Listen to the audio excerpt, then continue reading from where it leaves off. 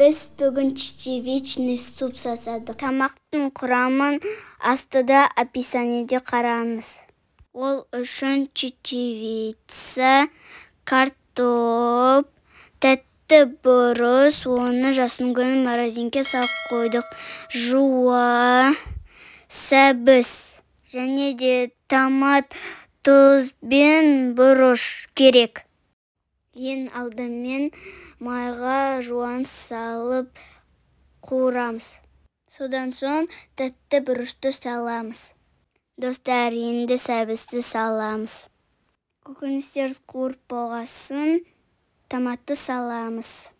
Достар, егер де видео сіздерге ұнаватса, лайк басып тіркелуге ұмытпаңыздар. Көкөністер дайын болса, су құямыз. Ең соңында картоп пен чечевицаны саламыз. Дәміне қарап, тұз бен бұрышты саламыз.